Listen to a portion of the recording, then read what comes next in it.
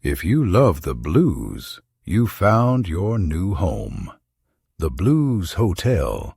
Real music. Just talking blues. Real stories. And Blues Moments in Time.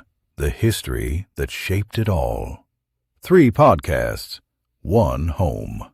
The Blues Hotel Collective. Listen wherever you get your podcasts. From the Blues Hotel Collective, welcome to Blues Moments in Time, where every groove holds a memory and every moment echoes the truth of what came before. Today, we rewind the reel, trace the footsteps, and revisit the chapters that shaped the blues. Here is our host, Kelvin Huggins. Welcome to Blues Moments in Time, the podcast dedicated to exploring the rich history and the cultural significance of blues music. Today, we're turning the calendar page to February 4th, a date that gave us the mother of the civil rights movement, the king of the jukebox, and a multi-million-dollar blues deal. Let's start with the cultural landscape. You cannot separate the blues from the struggle for human dignity. And today marks the birthday of a woman who defined that struggle. On February 4th, 1913, Rosa Parks was born in Tuskegee, Alabama. Now, while she wasn't a blues singer, her life was a testament to the very themes the blues explores: resilience, sorrow, and an unshakable demand for respect. While she refused to give up her seat in 1955, she set the stage for the world in which modern electric blues, the sounds of Muddy Waters and Howlin, would find its most powerful voice. Now let's turn our attention to the political climate. For decades, African American excellence was often segregated from the mainstream institutions of the United States. But on February 4, 1971, a wall came down in the world of sports that echoed in the world of music. Major League Baseball finally agreed to admit players from the Negro Leagues into the Hall of Fame, just as race records were eventually recognised as American treasures. This moment validated the parallel institutions Black Americans built when the front door was locked. Now, of course, no discussion of blues history would be complete without exploring the music itself. February 4th, 1969 was a payday that shook the industry. On this day, the albino Texas guitar singer Johnny Winter signed to Columbia Records.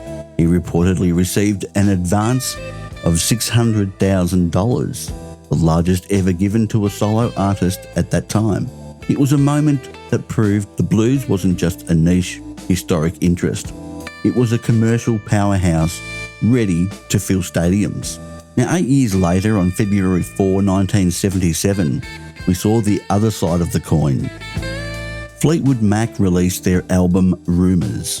While known today as a pop masterpiece, we must remember this band began as strict disciples of the Chicago blues. Rumours marked the final transformation of the British blues boom into mainstream rock, blending those blues roots into something entirely new. February 4th has also marked the beginnings of life for some incredible blues musicians.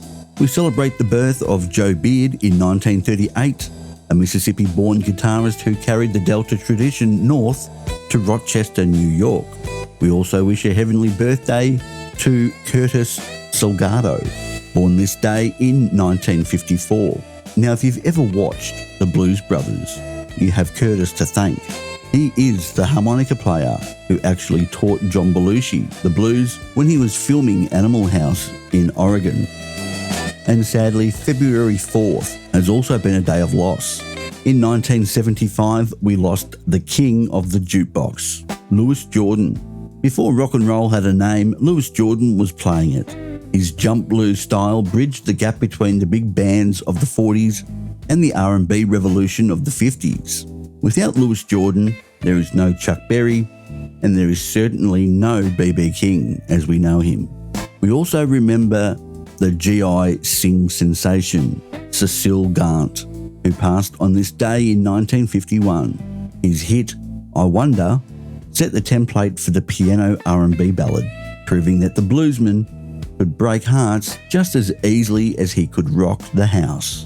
And that's all the time that we have for today's episode of Blues Moments in Time. Join us next time as we continue to explore the fascinating history of the blues.